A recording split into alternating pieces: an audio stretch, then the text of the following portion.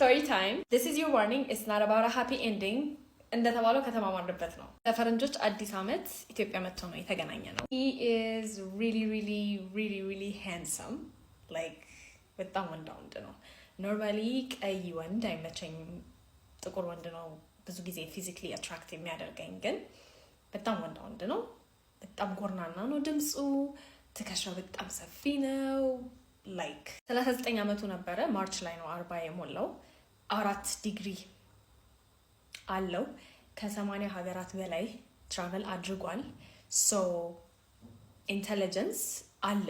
ሶ ለ6 ቀን ነበር የመጣው። ከዛ በኋላ ተመልሶ ሄዶ our entire dating history long distance ነው ማለት ነው። ላይክ በዋትስአፕ ቪዲዮ ቻት ነው ያደረግን ዴት ያደረግነው። እዚህ ያለ የነበረው ጊዜ በጣም አሪፍ ጊዜ ነው ያሳለፍኩት። ፐርሰናሊ እኔ ደስ ብሎኝ ነበረ።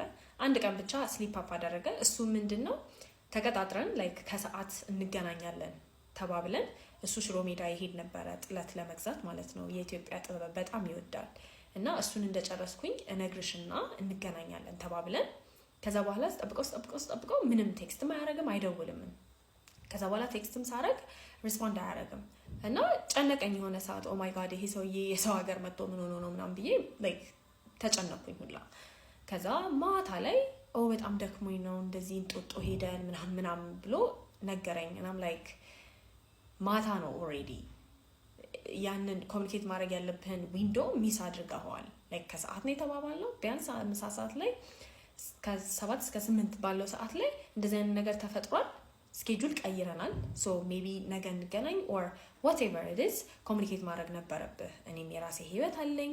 የምትሄድ ሰው ስለሆንክ ነው ፕራዮሪቲ የተሰጠህ እንጂ እንደዚህ አይነት ዲስሪስፔክትፉል የሆነ ነገር don't do that again ምናምን ብዬ እንደውም at that point walk away ላደርግ ነበረ። ቤቲ ነች ተቆጥታ በትንሹ በትልቁ ጓ አትበይ፣ this is not that deep, just talk to him፣ ሁለተኛ ድጋሚ እንዳያረገው ንገሪው እና go have fun ምናምን ብላ ገፋፍታ ድጋሚ እንድንገናኝ ያደረገችን ማለት ነው። ኤኒዌይስ ከዛ በኋላ ወደ ሀገሩ ተመለሰ።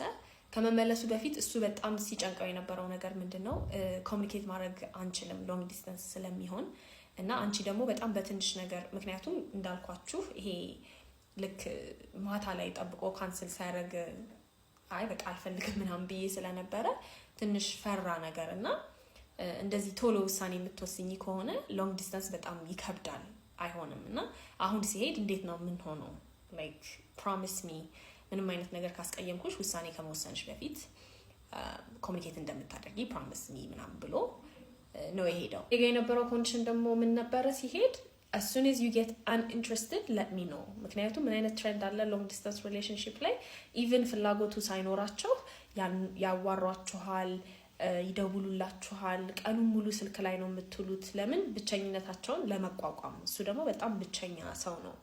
እናቱ አባቱ የሉም፣ ወንድሞች ናቸው ያሉት። ከወንድሞቹ ጋር ብዙም ቅርበት የለውም። so you know he's alone like እንደኔ ብዙ ቤተሰብ የለውም ለምሳሌ።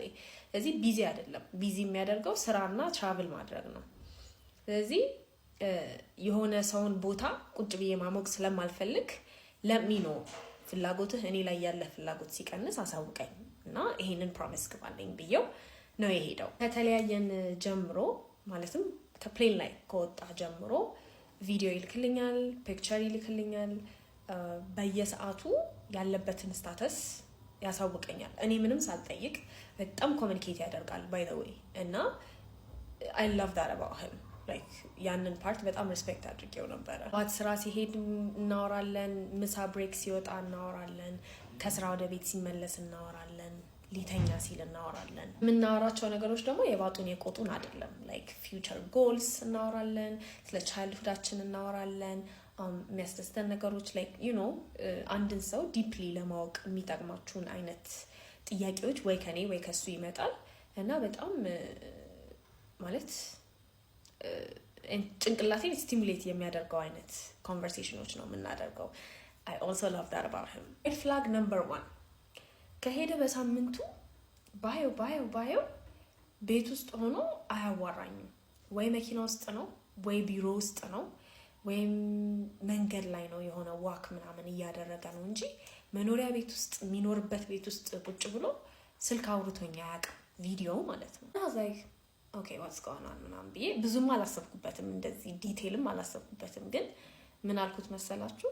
እስኪ ሊቪንግ ስፔስህን አሳየኝ፣ ላይክ የምትኖርበትን ቤት ወይ ሊቪንግ ሩምህን ወይ ቤድሩምህን whichever it is እስኪ አሳየኝ። ሌው ንጹህ ነህ፣ ዝርክርክ ነህ፣ ላይክ how is your living space I want to see ምናምን ስለው he was like no I'm not comfortable showing you that አለኝ። ኦኬ እሺ ምንም ችግር የለውም። ምክንያቱም በጣም ባውንደሪ ያለው ሰው ነው። ባይዘው በጣም ቲክቶክ የለውም፣ ፌስቡክ የለውም፣ ኢንስታግራም ብቻ ነው ያለው። ኢንስታግራሙም ደግሞ ፕራይቬት ነው፣ ላይክ ቤተሰቦች ምናምን ናቸው እዛ ኢንስታግራም ላይ ያሉት እንጂ ሶሻል ሚዲያ ላይ የምታገኙት ሰው አይደለም። ኢቭን ዋትስአፑ ላይ ፎቶውን ፖስት የሚያደርግ ሰው አይደለም።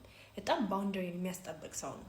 ስለዚህ I thought okay this is something ከባውንደሪ ጋር የተያያዘ ነው፣ ፐርሰናል ስፔስ ነው፣ ገና በደንብ እየተዋወቅን አይደለም። ስለዚህ let me wait for him ብዬው I think 15 ቀን 20 ቀን ምናምን ጠበቅኩትና ድጋሚ ጠየቅኩት and he said ድጋሚ no። አሁን ምን ማሰብ ጀመርኩኝ፣ በቃ ይሄ ሰውዬ ባለትዳር ነው አልኩ። ሚስት አለው፣ ልጅ አሉት። ለዛ ነው ቤት ውስጥ ሆኖ የማያወራኝ እንጂ like what reason does he have to do something like this? at that time አርባ ምንጭ ሄደን ነበረ already እና በቃ ደበረኝ። 1 2 ቀን 3 ቀን በጣም ደበረኝ። በቃ ባለትዳር ነው ብዬ እርግጠኛ ሆኜ ነበረ። ከዛ ድጋሚ like ሲደውል ምንድነው what's going on ምናምን ሲለኝ ነገርኩት። like either ሚስት አለ ልጆች አሉ ወይም ደግሞ reasonable የሆነ ምክንያት ስጠኝ፣ ለምንድን ነው ቤትህንም አላየው፣ ምንድነው ችግሩ ምናምን ስለው he was like ቤቱን የማታይበት ምንም ምክንያት የለም፣ ግን be patient with me like ትግስት አድርጊ ትንሽ give me the benefit of the doubt። ከመጣው ጀምሮ በየቀኑ እያወራን ነው፣ በየቀኑ ቪዲዮ ኮል እያደረግን ነው። ምንም እኔን ልትጠረጥሪኝ የምትችይበት ምንም ምክንያት አልሰጠሁሽም። ስለዚህ just እመኝኝና እንቆይ፣ እንደዚህ እያወራን እንቆይ፣ ትንሽ ጊዜ ስጪኝ አለ። and I was like okay ምን የሚባል ነገር አለ ዴቲንግ ላይፍ ላይ 80-20 የሚባል ነገር አለ። so on average አንድ ሰው ከአንድ ሰው ሊያገኝ የሚችለው የሚፈልገውን 80% ነው፣ 20% ችግር ነው የሚያገኘው። so ብዙ ሰዎች 80% ከአንድ ሰው አግኝተው 20%ቱን ቶለሬት ማድረግ ስለማይችሉ they walk away.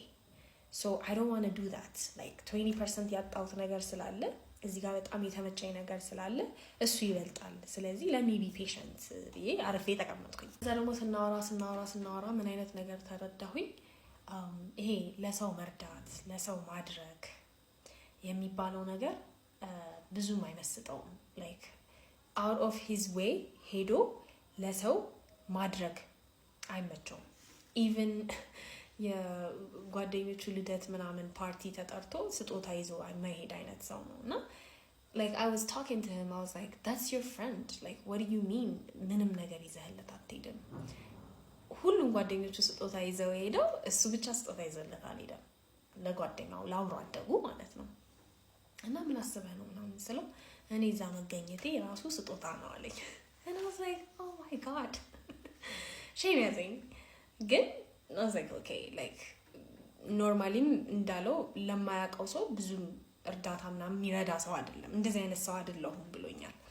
እና ፌስቡክ like ቲክቶክ ላይ የምሰራቸውን ስራዎች ምናምን ነገርው ካንቺ ይማራለሁ like ለሰው ማድረግ ሰውን ለመርዳት መሞከር ምናምን እንደውም ታስተምሪኛለሽ፣ ባላንስ እናደርጋለን ራሳችንን እርስ በርስ ምናምን ብሎ አልፎታልና ማለት ትንሽ ከብዶኛል አልዋሻችሁም። ምክንያቱም እንዴ like ይሄ በጣም ስስታም ሰው ነው ማለት ነው ብዬ ማሰብም ጀምሬ ነበረ፣ ግን እንደ ሬድ ፍላግ አልወሰድኩት።